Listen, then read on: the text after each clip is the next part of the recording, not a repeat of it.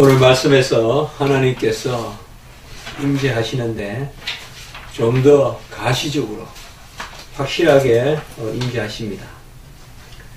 우리가 이미 언약을 아브라함에게 최소한 4번은 갱신했다는 것을 살펴봤습니다. 오늘이 어떻게 보면 5번째 언약의 말씀을 주시는 것이다. 오늘은 특별한 새로운 언약은 아니지만은 약속한 자녀를 이제 주시겠다 하고 나타나십니다.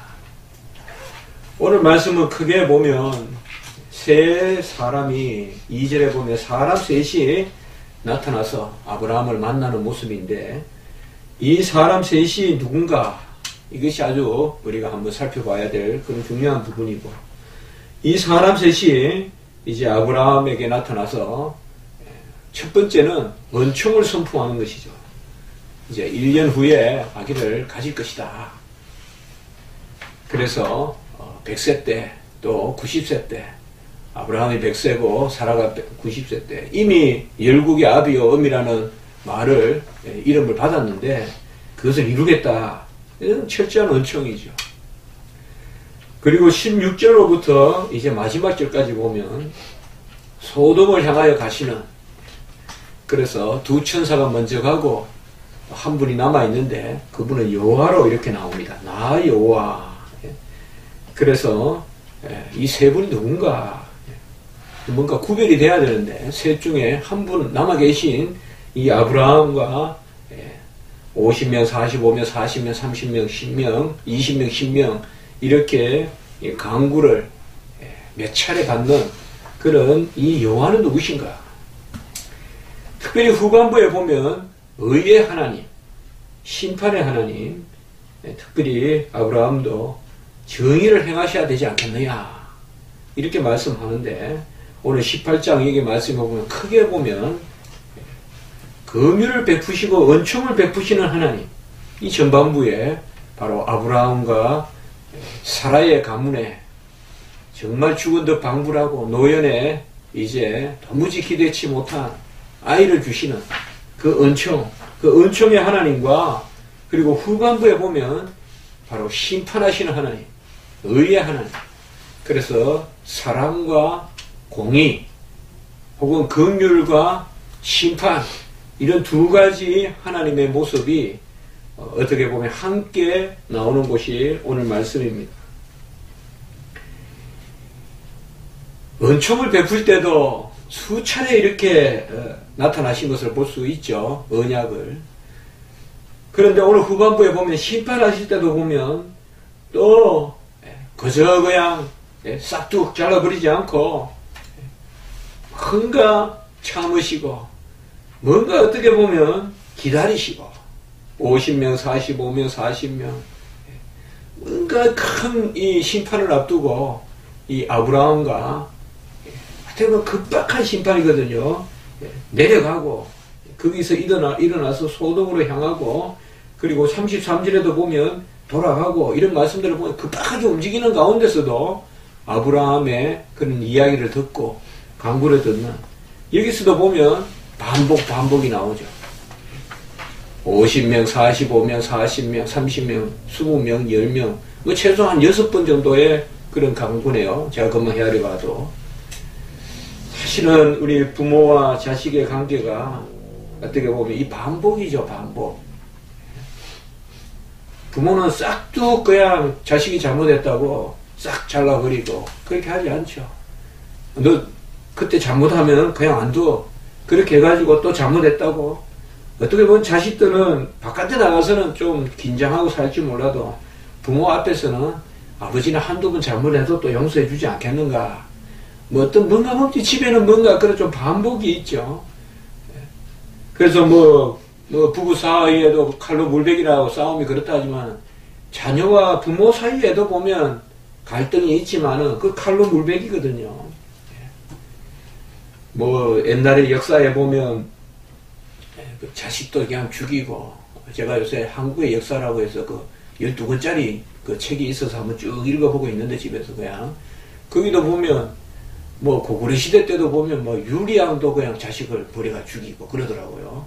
예, 그 첩의 이야기를 그 본부인 또 둘째 부인이 서로 다투는데 그 틈새에서 그냥 자식이 그 등살에 그냥 쫓겨나가가지고 압록강에서 헤매다가 그냥 반 미치겠냐 내가 죽어버리는. 정말 건세라는 그 명목이 뭔가 하면 본부인이 그 아들을 그 문제 삼는 게 뭐냐 하면 그 아들을 둘째 부인에서 낳거든요. 그 우리가 황조가라는 거 있잖아요. 둘째 부인 아래서 낳는데 그냥 덮어 씌우잖아요. 그 아들이 아버지를 몰아내고 왕이 되려고 한다. 그러니까 건세 앞에서는 아들도 용서 못하고 그냥 버리는 거죠. 뭐 이런 것을 우리가 많이 보잖아요.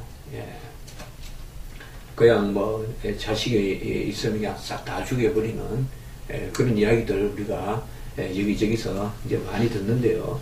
그러나 기본적으로 우리가 부모와 자식 간의 관계도 역시 칼과 물베기죠. 한두 사람 그런 엉뚱한 그런 사람도 있겠지만은 또 용서하고 또 용서하고 그렇게 그냥 곧 난리가 날 듯 자식들을 그냥 다시 안 볼 듯 하지만은 완전히 그냥 대문 밖에 내쫓을 때도 있고 하지만은 그래도 또 금방 마음이 돌아서면 언제 그러냐는 둥 오히려 그냥 미운 자식이 썩은 잠자는 거 보면 더 귀엽고 사랑스럽고 그런 것이죠. 이 언약이나 하나님의 심판에는 이 오래 참으심이 있고 또 이 갱신이 있어요. 지난 시간에도 잠깐 말했지만은 이 신명 또 명을 주시고 또 명을 주시는. 근데 뭐 한 번 딱 말씀하시고 내가 전에 이야기했잖아. 우리도 어떻게 보면 그렇죠. 우리 신앙생활도 주님께서 한 번 구원받을 때 주님이 전능하시고 하나님이 우리의 만유해 주시고 우리의 삶을 보살피시고 세상에 간섭하시고 견인하시고 다 고백하지만은 또 찾아오셔서 깨닫게 하시고 깨닫게 하셔야 우리가 살아가죠. 어떻게 보면 예배를 매주 드리고 또 매일 드리게 하시는 것도 그런 하나님의 은혜죠. 우리는 잘 잊어버리고 감사치도 않고 영화롭기도 하지 않는 그런 죄성이 우리 안에 깃들고 있기 때문에 그래서 오늘 전체적으로 이 말씀에 보면 정말 찾아오시는 하나님 왜 이 셋이 찾아왔을까? 그냥 이삭을 주시고 때가 되면 그냥 소돔 고모라 죄 그 다 알려진 죄 호색하는 죄 남색하는 죄 그냥 뭐만 불로 그냥 멸하시면 될 텐데 여기서 우리는 큰 섭리를 오늘 하나 발견하게 되는데 그것은 하나님께서 사랑을 베푸시고 은총을 주실 때도 자비로 하시고 심판하실 때도 사랑의 하나님으로 하신다. 자비의 하나님으로 하신다. 하나님은 버린 백성을 심판하시는 것조차도 그들이 돌이키기를 바라시는 것이지 니네가 돌이키듯이 기본적으로 하나님은 버리는 것을 즐거워하시는 분이 아니다라는 것을 우리가 볼 수가 있습니다. 오늘 보면 여호와께서 아브라함에게 나타나는데 아마 정오나 이 식사 후나 이때쯤 정신 때쯤 나타났어요. 어떻게 보면 가장 인식이 분명할 때 어스름할 때 나타났으면 누군가 하겠지만은 분명히 사람 셋이 2절에 보면 사람 셋이 나타났습니다. 아브라함은 그를 알고 대접을 했는지 모르고 대접했는지 주석학자들은 알고 했다는 사람도 있고 그리고 히브리서 13장 1절 2절을 인용해서 부지불식간에 소원을 대접해서 천사를 대접하는 그런 말씀이 나오잖아요. 모르는 가운데 손님을 대접하는 것이 천사를 대접하는 것이다. 뭐 그런 말씀도 나오지만은 그러나 너무 극진하거든요. 여기에 보면 3절에 보면 내 주여 또 내가 주께 은혜를 입어 아도나이 하면서 주라고 부르면서 물을 가져다가 씻어주고 떡을 가져다 드리고 그리고 떡을 만들고 그리고 송아지를 잡고 우유를 가져오고 이런 것을 보면 그리고 마지막 부분에 보면 모셔서고 이거 완전히 사람한테 하는 게 아니거든요. 이게 모셔섰다는 것은 드시는 것을 기쁘게 지켜봤다 이 말, 시중을 들었다 이 말이에요. 아브라함도 행간은 족장이잖아요. 리드고, 그런 분이 이 아브라함이 모셨다는 것은 아마 아브라함은 이 세 사람이 누군가를 분명히 인식했다. 우리가 다 거두절미하고 칼빈은 이 세 사람에 대한 아주 어떤 정석인 그런 해석을 했습니다. 세 사람 중에 한 사람은 예수 그리스도시다. 그리고 나머지 둘은 그를 호위하는 천사다. 예수님이. 그러니까 예수님이 두 천사의 머리고, 그리고 그 천사 주의 사자 이분 다 천사로 불리지만은 한 천사는 바로 떨기나무, 나중에 모세의 떨기나무에 나타난 주의 사자, 여호와의 사자와 마찬가지로 예수 그리스도시다라고 이렇게 번역을 합니다. 이렇게 보면 우리가 조금 말씀을 생각해 보면 부지불식간에 우리가 소자 하나에게 물을 대접하고 소자 하나에게 옷을 입히고 또 동행하고, 성경에 보면 나오잖아요. 소자 하나를 감옥에 갇혔을 때 면회가고 그게 다 나에게 한 것이다. 예수님께 한 것이다. 그렇게 말씀한 부분이 있잖아요. 그렇게 본다면 아브라함은 아마 예수님 앞에서 이 사람 앞에 행한 것이 우리 주님 앞에서 행한 것이다 라고 우리가 볼 수가 있어요. 가장 이제 주님께서 예수 그리스도로 마시고 드셨어요. 이분들이, 이 셋이. 그래서 이것은 그저 허상이 아니라 실제 육체로 왔다는 것인데, 이런 것을 우리가 현현이라고 하죠. 아직 성육신은 아닙니다. 우리 칼빈도 정확하게 그렇게 해석합니다. 성육신은 아니에요, 분명히. 그러나 육신은 틀림없어요. 이런 걸 현현이라고 하는 거예요. 그러니까 그것을 우리가 물리적으로, 물질적으로 따질 것이 아니라 분명히 아브라함은 그렇게 봤어요. 그렇게 봤는데 이것이 성육신이 아니에요. 성육신은 뭐냐? 모태에서 조성되고 나와야 돼요. 출생하셔야 되는데 그런 과정을 거친 그런 인생은 아니다 이 말이에요. 그래서 현현이에요. 그래서 주님께서 혹자는 여기를 구약 시대 때도 예수님이, 제가 전도사님한테 물어보면 한 10명에 한두로 꼭 그렇게 대답해요. 예수님께서 구약 시대 때도 육체로 계시지 않았느냐. 그것은 현현과 성육신을 오해해서 하는 이야기입니다. 자, 어쨌든 오늘 여기에 예수 그리스도께서 나타나셨습니다.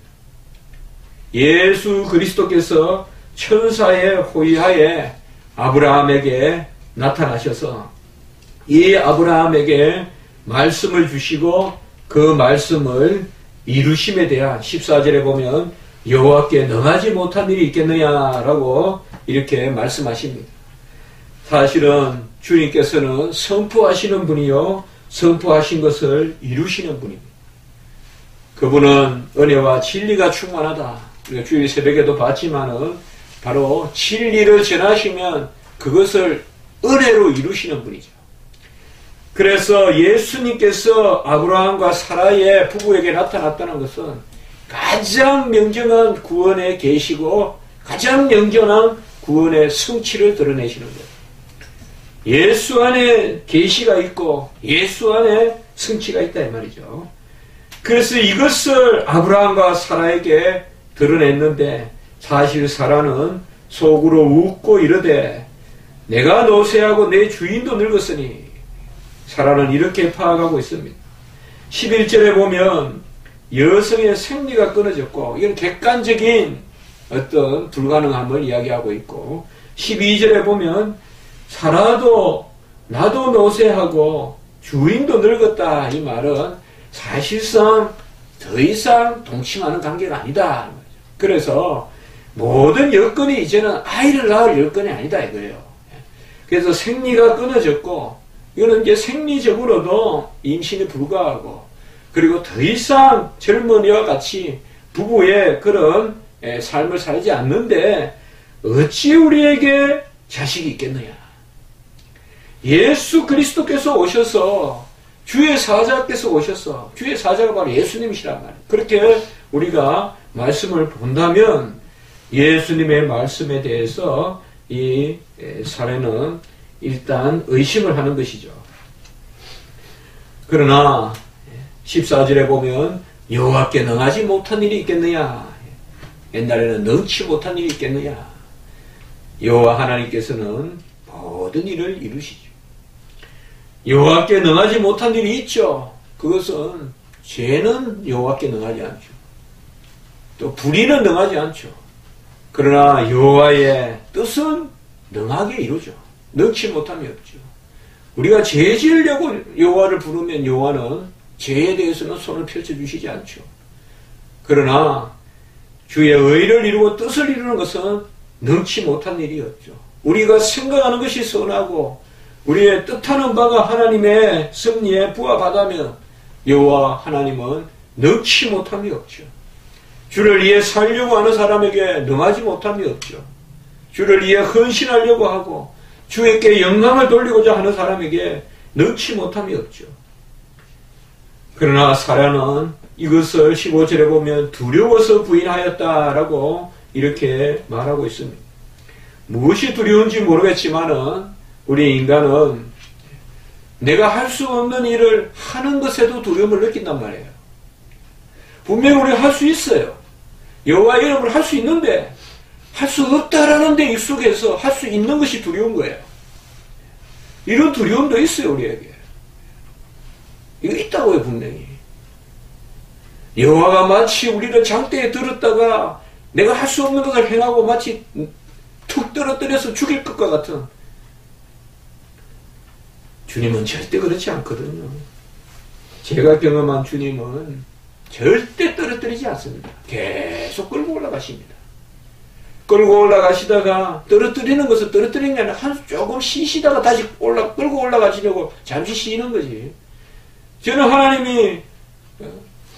하나님이 어저중간 하신 분이라서 우리를 얼마큼 올렸다가 다시 내리시는 분이 아니라고 생각합니다. 여호와 하나님은 끝없이 끌고 올라가시면 아무리 우리를 끌고 올라가셔도 더 끌고 올라가실 수 있는 분이 여호와 하나님이시죠. 그런 것은 의심하지 않습니다. 사실은 두려워서 부인하는데 이게 무엇이 두려운가요? 자식을 낳는 걸 어떻게 두려워할까요? 물론 몸의 허약함 그렇게도 해석해 볼 수가 있어요. 너무 나이가 많아서 노년에 자식을 낳는다는 게 얼마나 두려운 일이겠어요. 육체적으로. 그러나 이것을 좀 더 우리가 깊이 바라보면 여호와 하나님의 기적적인 행사를 우리가 할 수 있음에도 불구하고 우리에게는 그것을 할 수 없다는 그런 두려움이 있다. 이런 두려움은 어떻게 보면 그런 죄로 인한 그런 부정적인 두려움이라고도 볼 수 있겠죠. 어쨌든 사라는 한번 이렇게 부인하지만은 히브리서 11장 11절에 보면 사라가 믿음으로 잉태할 수 있는 힘을 얻었다고 이야기합니다. 그리고 히브리서 11장 11절에 보면 계속해서 이는 약속하신 일을 미쁘신 줄 알았기 때문이다. 그래서 사라가 한 번 정도 이렇게 한때 내가 나을 수 있겠냐? 내 몸에서 어떻게 나? 뭔가 이런 두려운 상태, 뭔가 불신과 결합된 두려움, 하나님 앞에서의 어떤 믿음 가운데 두려움, 너희 구원을 두렵고 떨림으로 이루라 하는 그런 믿음의 두려움이 아니라 뭔가 불신의 두려움이 있었어요. 그렇지만은 사라는 다시 이것을 돌이켰다는 것을 히브리서에서 말씀하고 있어요. 그래서 궁극적으로 뭐예요? 여호와 하나님이 열국의 엄이라는 그 이름에 맞는 일을 이루시죠. 결국 그렇게 보면 역시 사라가 믿음을 갖고 미쁘신 하나님을 믿게 한 것도 또 역시 하나님이에요. 그러니까 믿음도 하나님이 하신 거예요. 그러니까 열국의 아비다, 열국의 엄이다. 그들이 자질이 있어가지고 엄이 아비가 된 게 아니라 다 하나님이 믿게 하시고 안 믿는 사라가 믿게 하시고 안 믿는 아브라함이 믿게 하시고 아브라함도 온전치 않았잖아요. 첩과 동침하고 뭐 그런 것들을 다 돌이켜서 믿음으로 행하신다. 우리가 힘들고 어려울 수 있습니다. 이 겨울에 내가 무엇을 할 수 있을까? 이 외진 곳에서 내가 무엇을 할 수 있을까? 여호와 하나님이 나를 버리시는 것은 아닐까? 여러 가지 생각을 할 수 있습니다. 우리 이런 공고함이 없는 사람이 누가 있을까요? 주의 일을 누가 대단하게 큰 교회를 하면 그분들은 주의 일을 크게 한다고 기뻐하고 있을까요? 다 공고함이 있을 겁니다. 그러나 그럴 때 우리가 오히려 의지하는 것은 그런 믿음조차도 주님께서 주신다. 이런 믿음을 우리가 넘어서는 믿음을 갖기 때문에 그런 것입니다. 이제 후반부에 보면 이 아브라함이 이제 한 천사, 우리가 아까 보았듯이 예수 그리스도, 여기는 여호와 앞에 22절에 보면 아브라함은 여호와 앞에 그대로 섰더니, 이분은 여호와예요. 여호와인데 우리 예수 그리스도다. 예수 그리스도 앞에서 아브라함이 이제 간구하는 모습을 볼 수가 있습니다. 의인을 악인과 함께 멸하려 하시니까 라고 이렇게 말씀하고 있습니다. 여러 해석이 역시 또 가능합니다. 여기서 아브라함의 이 목적은 25절에 보면 심판하시는 이가 정의를 행할 것이 아니니까 이렇게 말씀하고 있습니다. 로마서 3장 5절과 6절에도 보면 하나님의 심판은 불의의 심판이 아니라고 분명히 말하고 있습니다. 그러면 여기서 아브라함이 지금 이 여호와 앞에서 여호와 하나님의 정의를 좀 따지고 있는 것일까요? 그렇게 볼 수도 있습니다. 그래서 여호와 하나님은 불의한 사람과 함께 정의로운 사람을 멸하지 않는다. 그런 하나님 아니십니까? 그러나 그렇게도 볼 수가 있습니다. 그러나 그렇게 보기만은 너무나 이 말씀이 너무나 간절한 거잖아요. 50명, 45명, 40명 마치 그냥 그 주라고 부르는 그 여호와를 마치 떠보듯이 시험하듯이 이건 아주 무례한 질문 아니겠어요? 여기 보면 티끌보다 작은 나라고도 표현하고 있고 재와 같다. 27절에 보면 티끌과 재와 같다고도 자기를 표현하고 있는데 이런 겸손한 아브라함이 여호와 하나님께 6번, 5번 질문을 하는 것은 무례한 일이죠. 이런 간절함이 있는 것을 봤을 때는 아브라함의 뜻은 좀 더 어떤 하나님이 그저 정의를 베푸는 하나님, 옳은 사람을 살리고 옳지 않은 사람을 죽이는 그런 정의를 베푸는 하나님을 넘어서서 바로 의인이 몇 명 있더라도 그 의인들을 온전하게 보사 다른 사람들의 멸망을 늦추거나 그들에게 긍휼을 베풀어 달라라는 그런 기도로 우리가 간구로 볼 수가 있겠죠.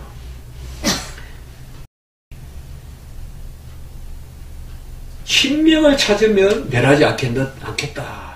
그럼 의인 신명이 없다는 거죠. 지금 멸했으니까. 그러나 나중에 예수 그리스도께서 하에서진저 베세다여 고라신이여 가버나움이여 두로와 시돈보다 너희들이 더 못하고 그 다음에 뭐요? 소돔과 고무라보다도 못하다 했죠. 우리가 복음서에 가보면 시돈과 두로가 너희들보다 낫고 저 이방에 소돔과 고무라가 오히려 너희들보다 낫다 했죠. 그렇게 본다면 총체적으로 불의한 어떤 그런 모습들을 말씀해주고 있는 것이죠. 여기서 우리 아브라함의 일종의 어떤 선지자를 넘어서는 제사장적인 면모를 볼 수가 있습니다. 아브라함의 아직 제사장과 선지자 이런 것들이 구별되지 않았잖아요. 물론 아브라함을 제사장이다 이렇게 부르지는 않지만 아브라함의 기도는 그런 하나님 앞에서 이웃의 의를 구하는, 저는 이 부분을 하나 더 나아가서 한번 해석해 봤습니다. 의인을 악인과 함께 멸하려 하시나이까. 저는 이 구절을, 이거는 어느 주석에도 나오지 않는 이야기인데 저는 이렇게 한번 생각해 봤습니다. 우리의 삶이 의와 악이 공존하잖아요. 우리는 의인이면서 악인이잖아요. 시물 페카투스 유스투스, 루트가 그렇게 이야기했잖아요. 동시에 시물, 동시에 의인, 악인이면서 페카투스, 죄인이면서 유스투스, 의인이다. 우리 안에 의와 죄가 상존한다 이 말이야. 아직까지 여호와 하나님이여 주님이 우리를 구원하시고 내 속에 있는 작은 의라도 보셔서 내 죄를 도말해 주시옵소서. 이건 내 의의 자질이 있는 것이 아니라 어떻게 보면 여호와 하나님께 때를 쓰는 거죠. 간구하는 거죠. 어쨌든 우리는 절망해서는 안 돼요. 여호와 하나님이 나에게 남겨두신 의가 있어요. 그래서 아브라함은 여호와 하나님이여 내 안에서 내 것을 발견하지 말게 하시고 당신의 것을 찾으시옵소서. 이게 나는 성도라고 생각해요. 내가 의로운 거 없지만은 당신의 것이 내 안에 있단 말이에요. 그래서 여호와 하나님이여 내 안에서 내 것을 찾지 말고 당신의 것을 찾으시옵소서.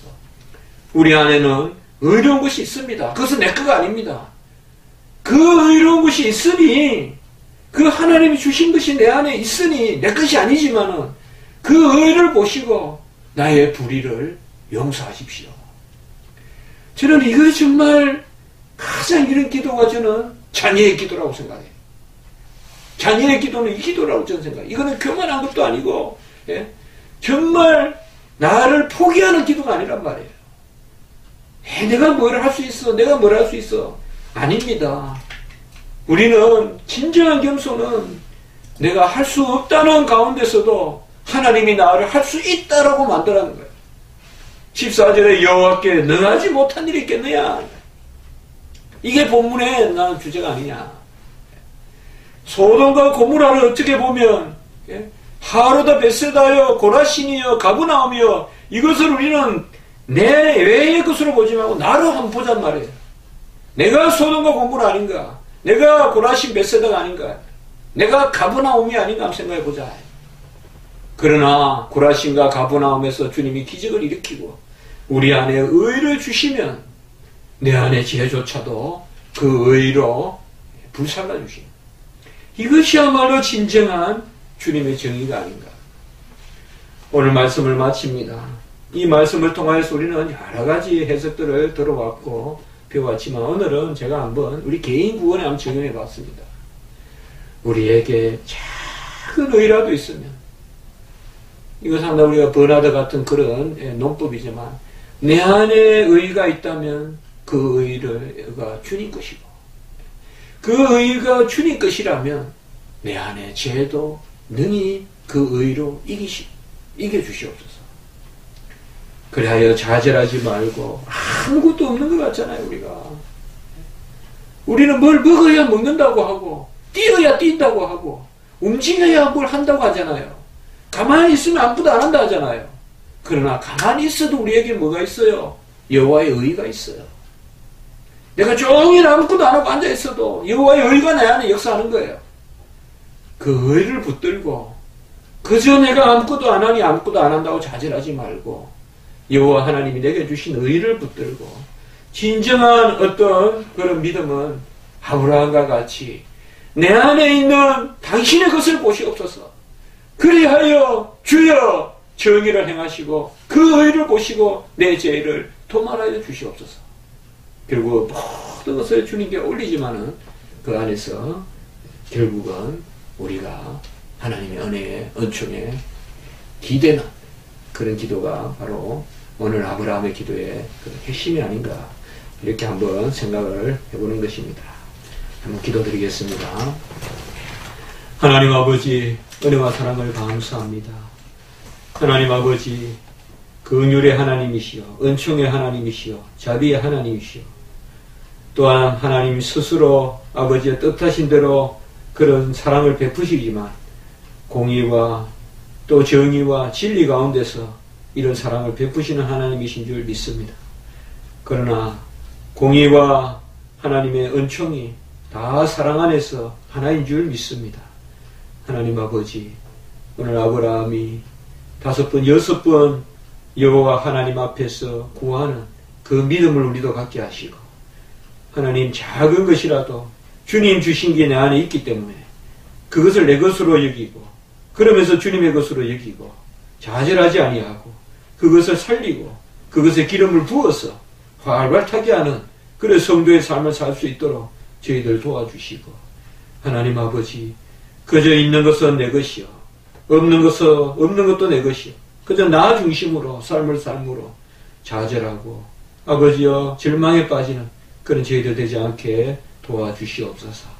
감사하고 구주 예수 그리스도 이름으로 기도드리옵나이다. 아멘.